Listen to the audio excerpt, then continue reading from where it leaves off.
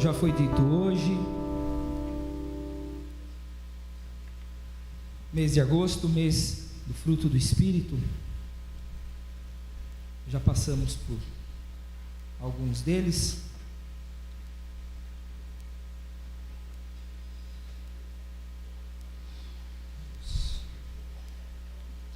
A palavra do Senhor em Gálatas capítulo 5,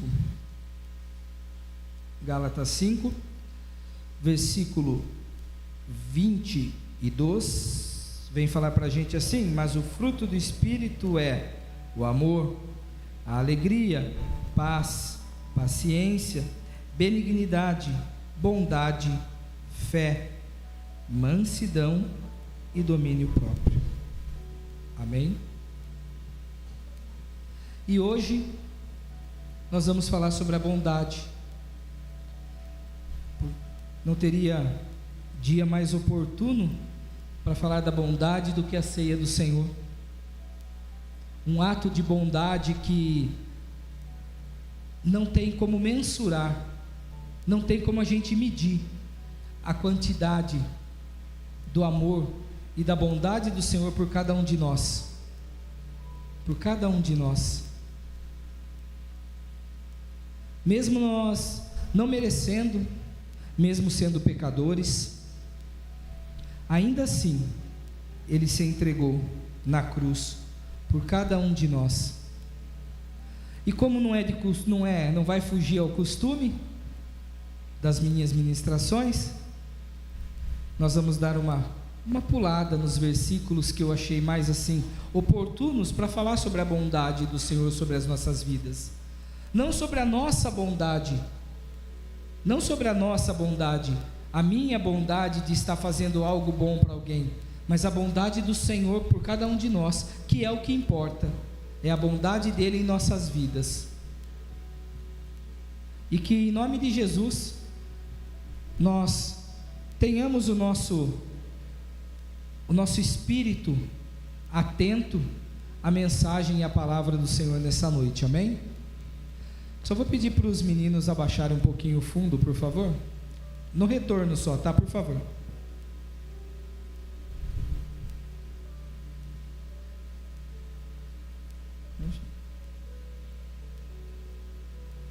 Obrigado, meus lindos. Nós falando daqui do fruto do Espírito, o pessoal lá no fundo tem que ter muito domínio próprio com a gente aqui, viu? Não é fácil não para ele estar lá no fundo lá e a gente faz isso, faz aquilo, né? Tem que ter muito domínio próprio, muita temperança, amém? Abra sua palavra em nome de Jesus para nós darmos início em Salmo capítulo 23. Salmo capítulo 23. Talvez a minha versão esteja diferente da de lá, mas eu preferi usar essa outra versão hoje aqui da minha Bíblia porque ela é mais completa, tá bom? Se você quiser colocar na Bíblia aí a versão da RA, eu acho que é a mais próxima, eu acho. Salmo capítulo 23, é um salmo bem conhecido de todos nós. Vou deixar minha colinha aqui do lado. E ele vem falando para a gente, não o salmo todo, mas ele termina o salmo, o salmista, no caso aqui Davi, ele termina o salmo falando para a gente da bondade de Deus. Mas para que antes a gente entenda a bondade de Deus, nós temos que saber o que é a bondade, o que significa a palavra bondade. E a palavra bondade, ela vem do latim que significa bonidade. Bonidade é a junção de bom, que é boa, mais idade, que significa índole. Então bondade significa boa índole no seu original, que para nós foi traduzida como bondade, para facilitar, mas que na verdade é boa índole. E todos nós sabemos que índole é aquilo que nós trazemos da nossa cultura familiar. Porque tem pessoas que falam, nossa, aquela pessoa, ele tem uma má índole, mas tem que ver todo o contexto familiar, o porquê que ele é daquela forma. Então a boa índole ou bondade vem como fruto do Espírito para estar nos ajudando a caminhar nessa jornada até que o Senhor venha e nos leve para a glória. Amém? E segundo o dicionário, bondade também é uma qualidade de quem tem alma nobre e generosa e é naturalmente inclinado a fazer o bem. Então, além da bondade significar boa índole, no dicionário, bondade ela é uma qualidade de quem tem a alma nobre e generosa. Aquela pessoa que é desprendida, que ela quer fazer o bem. E isso a palavra ela vem e mostra bem para a gente na parábola do bom samaritano, quando passa o levita, passa o sacerdote, vê a pessoa lá toda machucada na rua, lá na estrada, quase morrendo. Ah não, eu sou sacerdote do Senhor, estou indo preparar a ceia do Senhor para a igreja, eu não posso ajudar ele que está aqui machucado. Aí passa lá o levita, ah não, eu vou louvar na casa do Senhor, eu não posso ajudar ele, eu não tenho tempo para ajudá-lo. E aí vem um samaritano, que todo mundo sabe que judeu e samaritano não tinham uma boa relação. Passa um samaritano, vem e socorre ele, paga todas as despesas dele, médica, e deixa ele lá na estalagem. E ainda fala para o dono da estalagem, ó, eu tenho isso aqui, se passar eu volto e te dou o restante. Isso é bondade, é você fazer o bem sem olhar a quem. Fazer o bem sem olhar a quem, sabe aquele dito popular? É isso, é você não se prender à placa, de igreja, porque o Espírito do Senhor, ele não é preso à placa de igreja, pelo contrário, ele é livre. Eu já falei aqui que igreja significa chamado para fora, vem de eclésia, do grego, eclésia, que é chamado para fora. Aqui é só uma reunião dos santos, aqui é uma reunião dos santos, para que a nossa fé seja edificada, mas a obra mesmo, ela tem que ser feita lá fora. E para isso nós temos que ter a bondade do Senhor conosco, porque senão a gente não consegue, por nós mesmos não fazemos nada, se não for pela bondade e misericórdia do Senhor. E o Salmo 23 nos relata isso, que sem Deus nós não conseguimos nada, porque quando Davi ele escreve esse salmo, ele escreve: o Senhor é meu pastor, nada me faltará, deitar-me fazem verdes pastos, guia-me mansamente a águas tranquilas, refrigera minha alma, guia-me pelas veredas da justiça, por amor do seu nome. Ainda que eu andasse pelo vale da sombra da morte, não temeria mal algum, porque tu estás comigo, a tua vara e o teu cajado me consolam. Preparas para mim uma mesa perante meu inimigo, unges a minha cabeça com óleo, e o meu cálice transborda. Certamente que a bondade e a misericórdia me seguirão todos os dias da minha vida, e habitarei na casa do Senhor por longos dias. Amém? Aqui Davi vem e fala para a gente sobre a bondade do Senhor, do cuidado que o Senhor tem, mesmo na tribulação, mesmo no vale da sombra da morte, ou seja, mesmo ele andando em momentos da vida dele que não são momentos agradáveis, mesmo que são momentos de angústia, momento de tristeza, momento de choro, de clamor, de súplica, o Senhor é com ele, e assim ele é conosco também, e assim ele é conosco. E no final ele vem e fala que a bondade do Senhor e a misericórdia dele seguirão ele por toda a vida. Deus, ele era, ele é e ele será. Então, se ele era com Davi, ele é conosco também. Então, da mesma forma que Davi escreveu esse salmo, falando que a bondade e a misericórdia do Senhor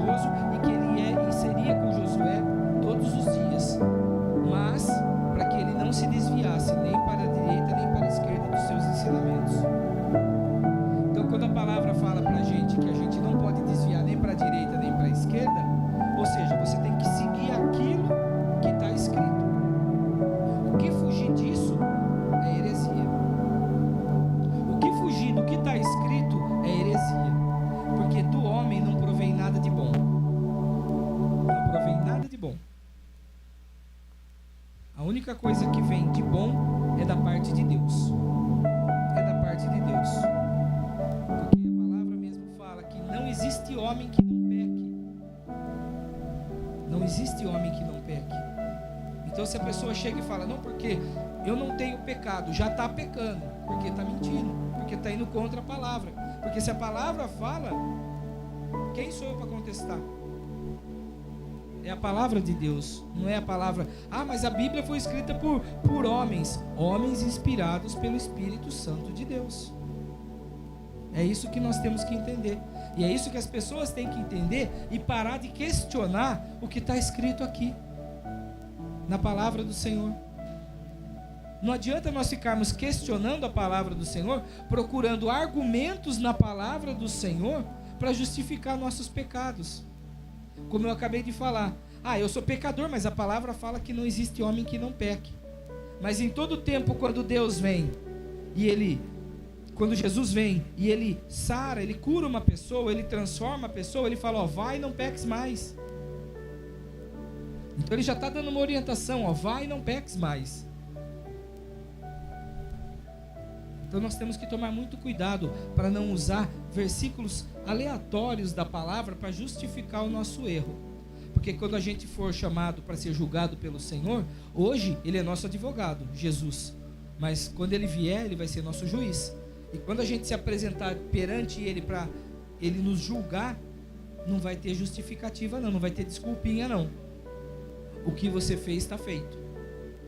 Por isso a gente tem que prestar muita atenção naquilo que a gente faz, naquilo que a gente fala, naquilo que a gente vê, naquilo que a gente ouve. Porque até a bondade do Senhor, ela tem limite. Até a bondade do Senhor, ela tem limite. Vai chegar um momento que Deus vai falar assim, já ensinei, já mostrei, já mandei pessoas para falar, mas ele não quer mudar. Então ele vai falar, então eu vou deixar ele se arrebentar para ver se ele pensa um pouquinho na bondade que eu tinha por ele, no tratamento que eu estava tendo por ele com amor, e aí ele vai ter que vir para mim pela dor. O problema é que nós muitas vezes preferimos vir pela dor do que pelo amor. Porque quando é o amor, está tudo bem, está tudo legal. Se está tudo bem na minha vida, eu não preciso ir na igreja. Está tudo bem? Por que eu vou lá clamar ao Senhor? Por que eu vou orar? Ele conhece meu coração, Ele sabe que está tudo bem. Então eu não preciso buscar por Ele, eu não preciso ficar agradecendo a Ele. Quando uma pessoa faz um favor para a gente agradece. Com Deus é a mesma coisa. Com Deus é a mesma coisa. E com Ele deveria ser primeiro do que com as pessoas. Porque é por Ele e para Ele que são todas as coisas. Nós somos criaturas feitas por Ele. Então nossa gratidão tem que ser primeiramente com Ele, para depois com os homens. E aqui Davi entendeu isso e falou para nós aqui, deixou escrito para nós, que a bondade do Senhor e a misericórdia dele seriam para nós, conosco, por toda a nossa vida. Para facilitar para os irmãos, vamos dar um pulinho para frente, Salmo 31. Salmo 31. Salmo 31, a partir do versículo 15.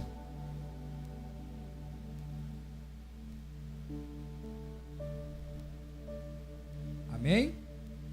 Salmo 31, a partir do versículo 15. A palavra do Senhor nos diz assim: os meus tempos estão em tuas mãos, livra-me das mãos dos meus inimigos e dos que me perseguem. Faze resplandecer o teu rosto sobre o teu servo, salva-me por tuas misericórdias. Não me deixes confundido, Senhor, porque tenho invocado. Deixa confundidos os ímpios, emudeçam-os na sepultura. Emudeçam os lábios mentirosos dos que dizem coisas más com arrogância e desprezo contra o justo. Quão grande é a tua bondade, que guardaste para que os que temem, e o que te mostrastes àqueles que em ti confiam na presença dos filhos dos homens. Tu os esconderás no secreto da tua presença das intrigas dos homens, ocultá-lo-ás em um pavilhão de contenda de línguas. Bendito seja o Senhor, pois fez maravilhosa a sua misericórdia para comigo em cidade segura. Aqui mais uma vez Davi vem falar para a gente da bondade do Senhor. Por que Davi falava tanto da bondade do Senhor? Porque ele reconhecia que ele era falho e que se não fosse a bondade do Senhor na vida dele, ele não subsistiria, ele iria morrer. Porque cada batalha que ele saía, se não fosse pela bondade e pela misericórdia do Senhor, que você pode ver que Davi ele sempre fala bondade e depois em seguida de misericórdia. Se não fosse pela bondade e pela misericórdia do Senhor, ele não sobreviveria aos inimigos, de tantos inimigos que ele tinha. De tantos inimigos que ele tinha. Hoje, a palavra nos fala que os nossos inimigos não são de carne ou sangue, mas são principados e potestades do ar. E são muitos os inimigos. Enquanto nós estávamos aqui louvando, nós estávamos ali fora, em guerra. Porque tinha um monte de demônio aqui, rodeando, querendo entrar. Não era um não, eram vários demônios. Eu peguei e pedi o óleo, fui lá, eu atravessei a rua e fui ungir a calçada do lado de lá, para botar eles para correr. Fui derramar óleo na calçada de lá. E tem gente que quando você fala assim, ai, tem um demônio lá, ai, pelo amor de Deus, onde que é? Sai correndo. É isso que a gente tem que entender, que o cristão, ele foi chamado para a guerra, assim como Davi, ele foi um rei de guerra. Nós fomos chamados para a guerra, mas não contra a carne ou sangue, não é contra o meu vizinho, não é contra o meu primo, meu tio, minha mãe, meu pai, não. São contra os principados e potestades do ar, contra os dominadores desse mundo. E é isso que a gente tem que entender. A hora que a gente começar a entender a intensidade do mundo espiritual, aí nós vamos dar valor para a bondade do Senhor e da misericórdia dele. Aí nós vamos entender o quanto Deus tem sido generoso em cuidar de cada um de nós.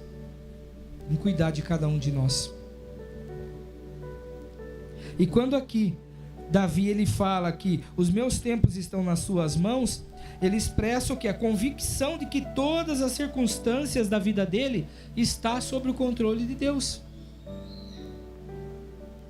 Por isso que ele fala da bondade do Senhor, porque ele tem a plena e total convicção de que Deus está cuidando de tudo. Deus está cuidando de tudo. Hoje nós temos essa mesma convicção de que Deus está cuidando de tudo? De que tudo está no controle do Senhor? Será que eu estou deixando Deus estar no controle de tudo? Eu estou dando o controle da minha vida para Deus?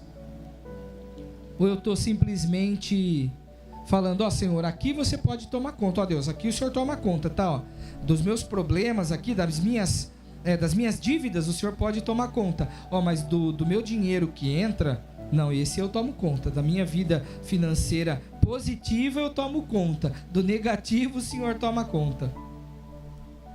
Porque é isso que tem acontecido. Nós estamos deixando Deus tomar conta de parte somente da nossa vida. E Deus ele não quer ser somente parte da nossa vida. Ele quer ser um todo da nossa vida. Deus ele não age pela metade, ele age por completo. E isso quer dizer no tudo, na totalidade. Nós temos que entregar tudo ao Senhor. Tudo ao Senhor. Tem um louvor antigo do Wiener que eles falam: te dou meu coração e tudo que há em mim, te entrego meu viver, por amor a ti, meu rei, meus sonhos rendo a ti e os meus direitos dou, orgulho vou trocar pela vida do Senhor. entrego tudo a ti, tudo a ti. É isso, é entregar tudo ao Senhor, entregar tudo ao Senhor. Muitas vezes nós louvamos aqui canções que a gente nem se importa com a letra, simplesmente porque é emoção. Deus não quer pessoas emocionadas, Deus ele quer pessoas transformadas. Você se emocionar, você chorar, é bom, mas tem que se arrepender. Não adianta falar, Senhor, eu estou aqui chorando porque eu sou um miserável pecador, mas eu saio daqui e continuo da mesma forma, continuo fazendo as mesmas coisas. De que vai adiantar eu chorar, fazer uma poça, fazer um rio de lágrimas aqui, ó? Não vai adiantar de nada. Deus vai olhar e vai falar, ó, aparte-se de mim que eu não te conheço. Aparte-se de mim que eu não te conheço. E é isso que nós temos que tomar cuidado. Quando nós formos louvar uma canção, preste atenção na letra. Preste atenção na letra. Porque se Deus chegar pra gente e falar assim, ó, eu quero tudo. Você está falando que você entrega tudo? Se você entrega tudo para mim, então eu quero tudo. E aí, nós vamos entregar tudo para o Senhor? Nós vamos deixar Ele tomar conta de tudo da nossa vida? Deveríamos, porque a palavra do Senhor fala que a vontade dEle para a nossa vida, ela é boa, perfeita e agradável. Então, se ela é boa, perfeita e agradável, é tudo de bom. Então, nós deveríamos. Mas muitas vezes a gente ainda dá um jeitinho de deixar Deus de escanteio e fazer a nossa vontade. Nós não confiamos totalmente na bondade do Senhor. Não confiamos. Falta um pouco de entendimento da nossa parte, para que muitas das coisas que Deus tem prometido na nossa vida se cumpra. Salmo 107. Salmo 107. O Salmo 107, ele é meio extenso, então eu não vou ler o Salmo todo. Eu vou ler só do versículo 1 até o 8º, e depois eu vou só dar umas pingadas aqui, amém? O Salmo 107, para que vocês entendam, ele não é um salmo de Davi. Ele é um salmo que foi escrito depois que os judeus voltaram do exílio da Babilônia, quando eles foram levados cativos para a Babilônia, ficaram lá 70 anos cativos, 70 anos de cativeiro lá, de sofrimento, de escravidão pela desobediência, porque desobedeceram ao Senhor, desobedeceram aos preceitos do Senhor, Senhor, eu não quero mais confiar na sua bondade, eu quero confiar na minha força, eu vou fazer por mim mesmo. Aí o rei Ciro foi lá e pegou Israel e levou cativa, levou escravo, 70 anos de escravidão. E aí depois eles vai lá e eles são libertos. Deus faz o mover lá, faz o agir, e eles são libertos. E aí um salmista aqui que não é identificado, né, pra gente quem é o que escreveu, ele escreve esse salmo, que é um salmo de gratidão, e fala assim: louvai ao Senhor, porque Ele é bom, porque a sua benignidade é para sempre. Digam-no os remidos do Senhor, os que remiu da mão do inimigo, os que congregou das terras do Oriente e do Ocidente, do Norte e do Sul. Andaram desgarrados pelo deserto, por caminhos solitários, não acharam cidades que habitassem. Famintos e sedentos, a sua alma nele desfalecia, e clamaram ao Senhor na sua angústia, e ele os livrou das suas necessidades, e os levou por caminho direito para irem à cidade que deveriam habitar. Louvem ao Senhor pela sua bondade e pelas suas maravilhas para com os filhos dos homens. Então aqui está falando que Deus, mesmo quando eles estavam lá no cativeiro, mesmo na angústia deles, eles clamaram ao Senhor. Nossa, mas demorou 70 anos? Para Deus um dia é como 1000 anos, 1000 anos é como um dia. Deus, ele é atemporal. Deus, ele é atemporal. Então o tempo do Senhor, o kairos dele não é o nosso cronos. O nosso cronos aqui na terra é o nosso tempo. O tempo de Deus, que é o kairos de Deus, é outro. Não tem nada a ver com o nosso. Deus, ele age no momento que ele tem que agir. A hora que ele vê que tá insuportável a situação lá para eles, vamos, porque ele fala vamos, né? Porque é trindade, vamos ajudá-los. Aí Deus vem e tira o povo do cativeiro. Mas tiveram que clamar, na angústia deles, eles tiveram que clamar, porque senão Deus não iria entrar com a misericórdia dele e com a bondade dele e fazer o que ele fez. Aí no versículo 15, ele repete a mesma coisa: louvem ao Senhor pela bondade e pelas suas maravilhas para com os filhos dos homens. No versículo 21, louvem ao Senhor pela bondade e pelas suas maravilhas para com os filhos dos homens. No versículo 31, louvem ao Senhor pela sua bondade e pelas suas maravilhas para com os filhos dos homens. Então, por várias vezes o salmista repete, ele escreve um trecho e ele fala: louvem ao Senhor pela sua bondade. Escreve mais um trecho: louvem ao Senhor. Para quê? Para que eles lembrassem de que mesmo lá no exílio, durante aquele trecho que ele escreveu, a bondade do Senhor foi lá e ainda ajudou eles. Deus ainda entrou com a sua bondade e com a sua misericórdia sobre a vida deles. Aí ele escreve mais um trecho e a mesma coisa. E ele finaliza o salmo no versículo 43, dizendo assim: quem é sábio, observe estas coisas e considere atentamente as benignidades do Senhor. Sexta-feira era para nós termos falado sobre benignidade. Benignidade, ela é o ato ou a amabilidade. Amabilidade ou benignidade. O meu tem duas traduções. Benignidade ou amabilidade é o ato de você fazer o bem ou de você amar alguém. Não adianta eu ser bom. Eu sou bom, mas eu não faço nada para demonstrar minha bondade para as pessoas. Que eu amo meu irmão, mas eu não faço nada para demonstrar o meu amor por ele. Eu não me comovo com a situação dele, eu não tento ajudar ele. Então não adianta eu ser bom, mas eu não ter a benignidade. Não adianta eu ter o amor, mas eu não ter a amabilidade. É por isso que o fruto do Espírito, ele fala, o fruto do Espírito é. Ele não fala os frutos do Espírito são. Ele fala o fruto do Espírito é. Porque um completa o outro. Uns destacam mais.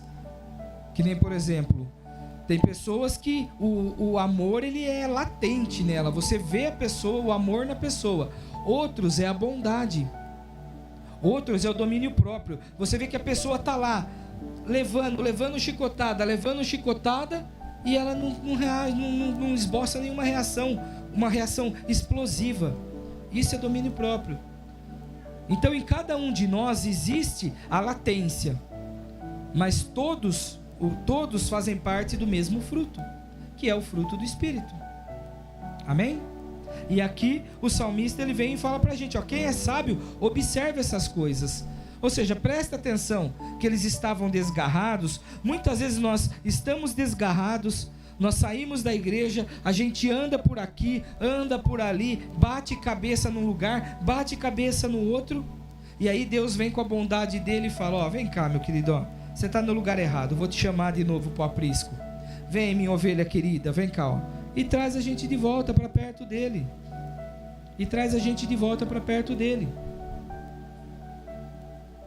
E nós temos que ser gratos pelo Senhor, por tudo isso que Ele fez na nossa vida. Por tudo que Ele fez na nossa vida. Vou acelerar um pouquinho aqui, porque tem a ceia ainda. E é um momento especial para todos nós. Livro de Zacarias, capítulo 9. Penúltimo livro do Antigo Testamento. Já facilitei, hein? Zacarias, capítulo 9.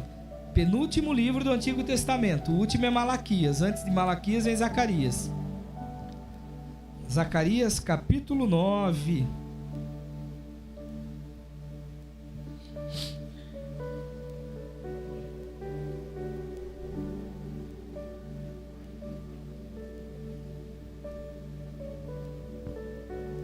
Zacarias, capítulo 9. Nós vamos ler a partir do 15, tá? Zacarias 9:15.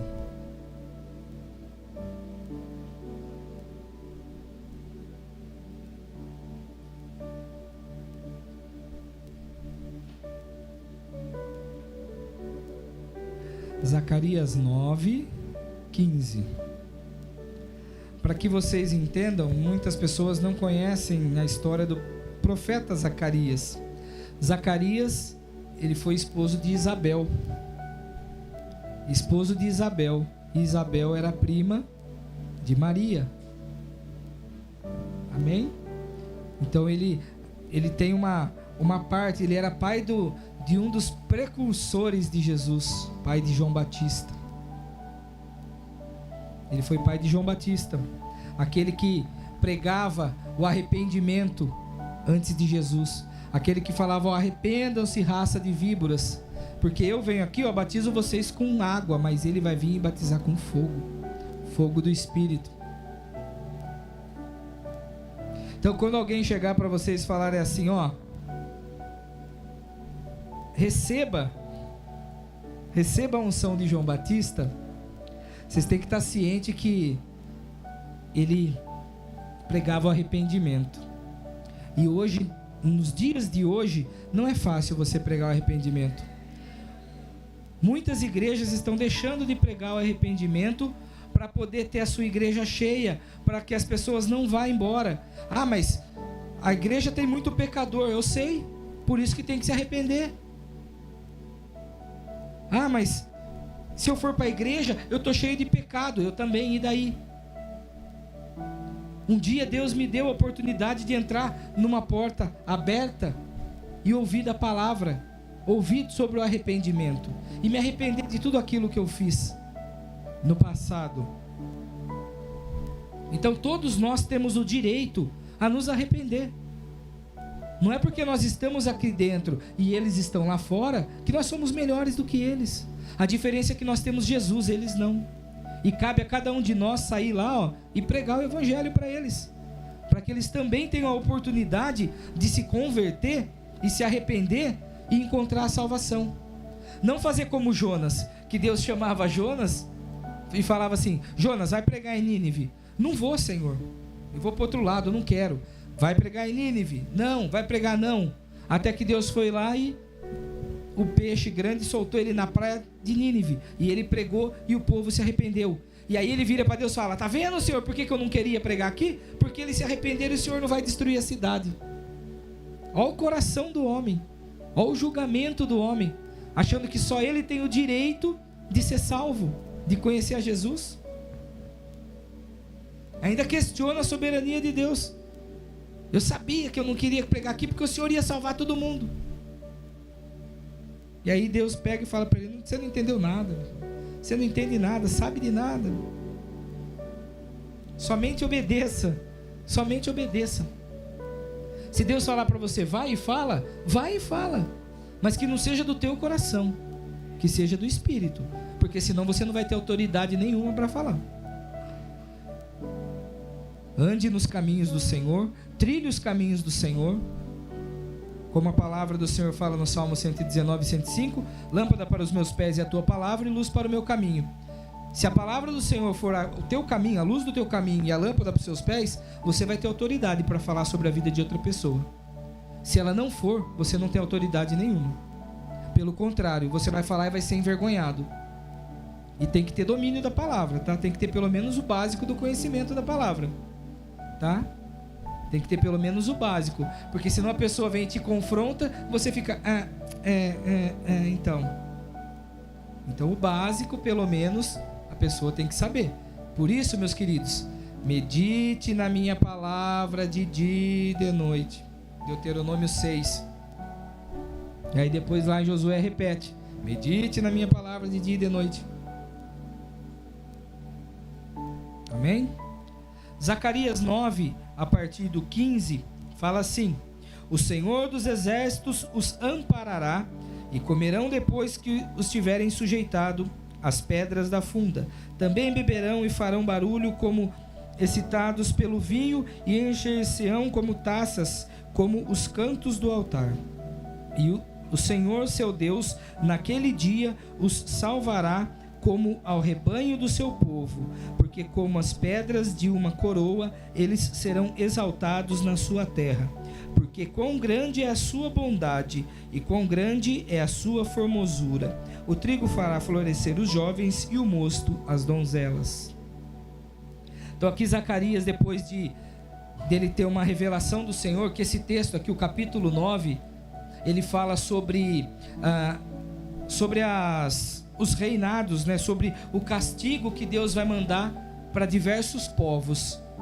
E aí no final, nesse trechinho final, ele fala, mas só que o Senhor dos Exércitos, ele vai amparar vocês.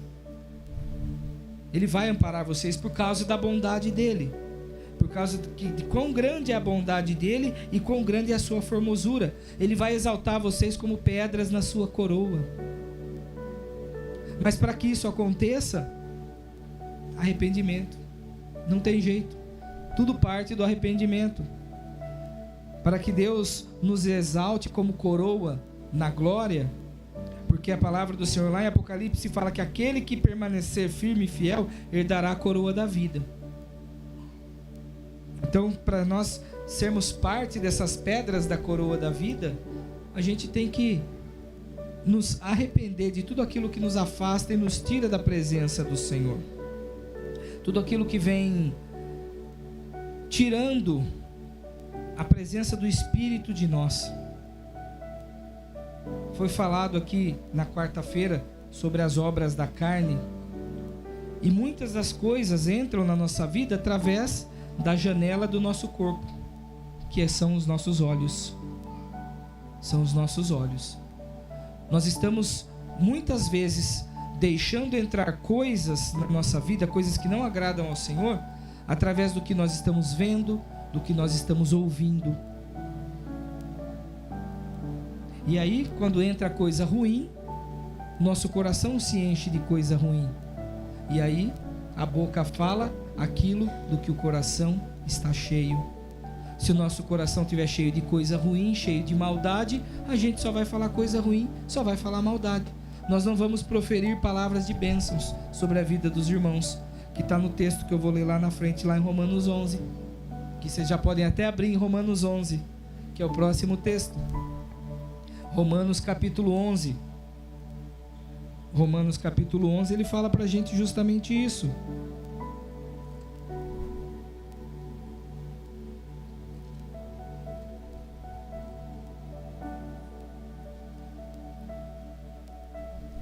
Romanos 11, ele vem falando para a gente sobre o futuro de Israel.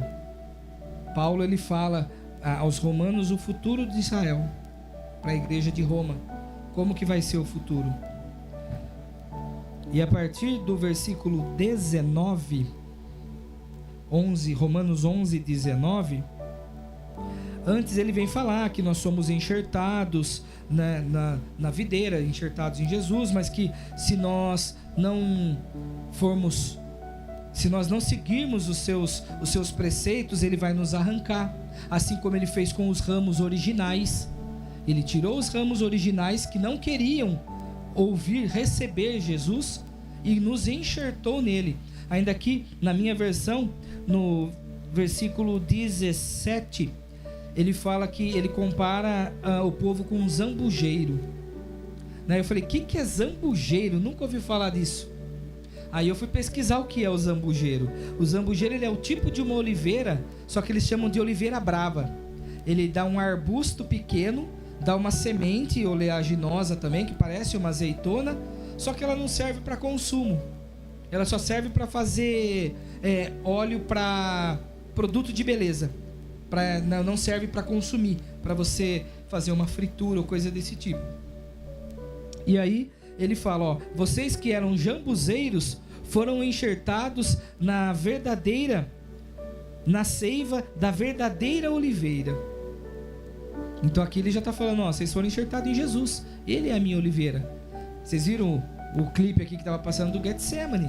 Getsemane é o Jardim das Oliveiras. E Jesus é a oliveira. Ele é o tronco principal. Ele é o tronco principal, aquele que alimenta os ramos.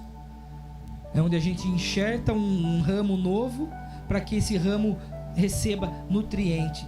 É da raiz do tronco principal. E aí quando ele fala de jambuzeiro, ou seja, vocês eram oliveira brava, aí vocês se tornaram oliveiras sadias, comestíveis. Mas aí ele vem e fala também pra gente que no 19, dirás, pois, os ramos foram quebrados para que eu fosse enxertado, e está bem, pela sua incredulidade foram quebrados, e tu estás em pé pela fé. Então não tem soberbeça, mas tenha temor, porque se Deus não poupou os ramos naturais, teme você que não poupe a ti também. Então aqui, só vou dar uma pausa aqui. Deus, ele fala o que, ó? Né? O Paulo está falando, ó, se Deus ele não poupou nem os ramos naturais da oliveira, quem dirá você que é enxertado? Ele só faz assim, ó, passa a mão e arranca. Sem pesar nenhum. Ele simplesmente arranca. Então fala aqui pra gente que nós estamos de pé é pela nossa fé, mas que a gente não se ensoberbeça, mas que tenhamos temor. Aí o 22 fala, considere, pois, a bondade e a severidade de Deus. Ó, a bondade e a severidade, totalmente oposto uma coisa da outra, tá? Para com os que caíram, severidade. Então ele fala aqui, ó, a bondade e a severidade de Deus. Para com os que caíram, vírgula, severidade. Então aqueles que caíram, que estão vivendo no pecado, Deus ele entra com a sua severidade, tá? Mas para contigo, ou seja, para nós que teoricamente estamos caminhando com Jesus, deveríamos estar caminhando com Jesus, mas que de vez em quando a gente dá uma vaciladinha aí, mas Deus ele vê o nosso coração. Então para vocês que estão andando nos caminhos do Senhor, a benignidade de Deus, se permanecerás na benignidade, de outra maneira também tu serás cortado. E também eles, se não permanecerem na incredulidade, serão enxertados, porque poderoso é Deus para os tornar a enxertar. Então foi o que eu falei, ó, das pessoas que estão lá fora. Elas também têm a oportunidade de conhecer Jesus, mas só que aqui ele fala, ó, os que foram arrancados, eles têm a oportunidade de se redimir e ser enxertado novamente. É o que a gente estava conversando hoje à tarde, né? Sobre as pessoas que muitas vezes se afastam da presença do Senhor, mas que Deus ele ainda é bondoso, ele é benigno e permite que a pessoa se arrependa e volte para os caminhos, e ele vem e enxerta ela de novo na videira verdadeira. Como diz o nosso primo, né, apóstolo Júnior, ele fala, não é uma prótese, é um enxerto. Enxerto não é prótese. Prótese você tira e coloca a hora que você quiser. O enxerto não, ele vai enraizar junto com o tronco da videira verdadeira. Muitas pessoas querem ser prótese hoje, elas não querem ser enxerto, ela não quer ter compromisso com o Senhor, infelizmente. E aí quando vem no versículo 22 aqui que fala, considera pois a bondade e a severidade de Deus, ela pode ser empregada o quê? Como uma recomendação para que nós possamos perseverar na fé. Mas como assim perseverar na fé? Porque assim, a palavra já falou lá em cima, ó, você que está na fé, continue, mas tome cuidado para não se ensoberbecer, né? A palavra fala também para a gente que aquele que está em pé, cuidado para que não caia, né? Aquele que está com a coroa, cuidado para que ninguém roube a sua coroa, tome cuidado. Então é isso, serve como fé, como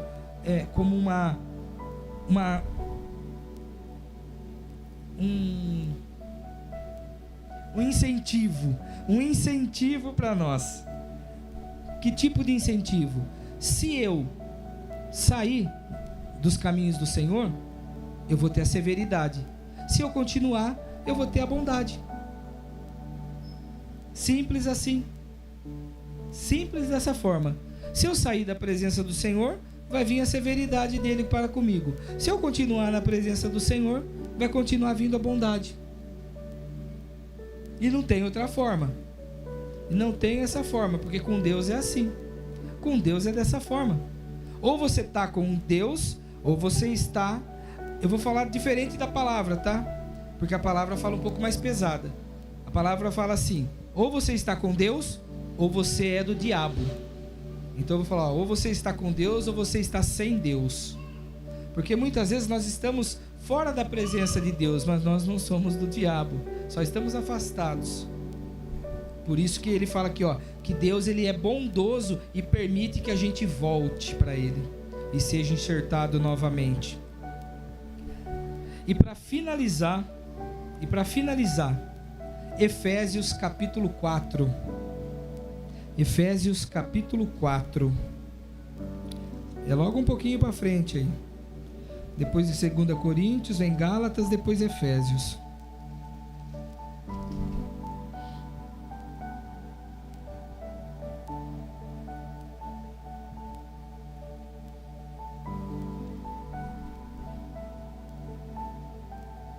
Efésios 4:30.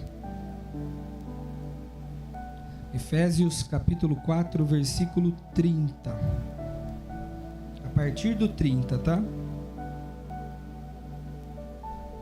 Nós vamos começar no versículo 30 e vamos terminar no versículo 2 do capítulo 5, tá? Amém?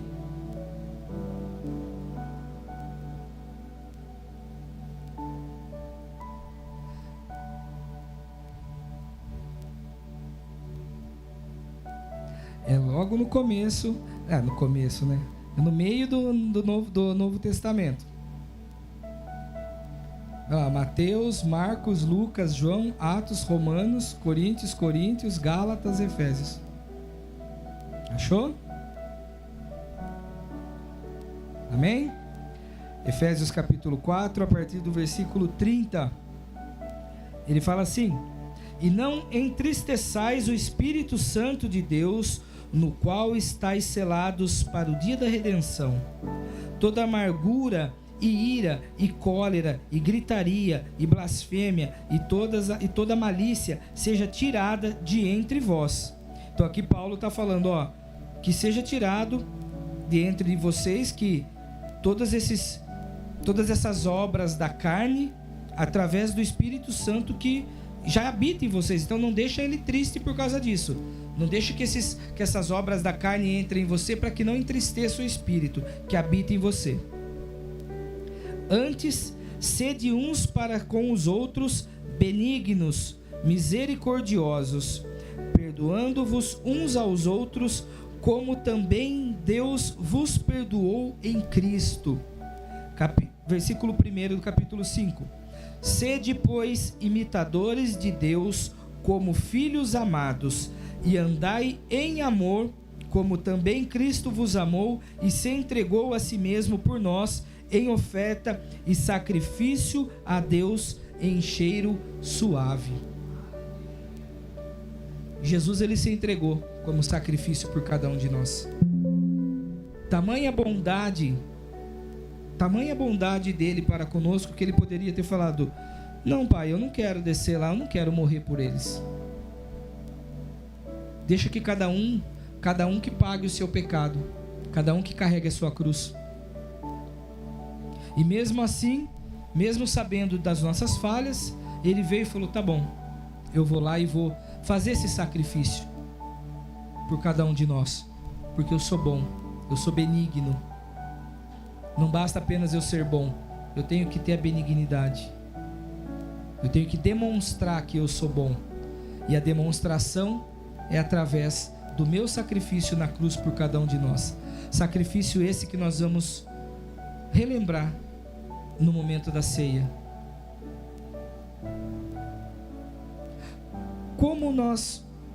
O quão nós estamos sendo bom para com as outras pessoas.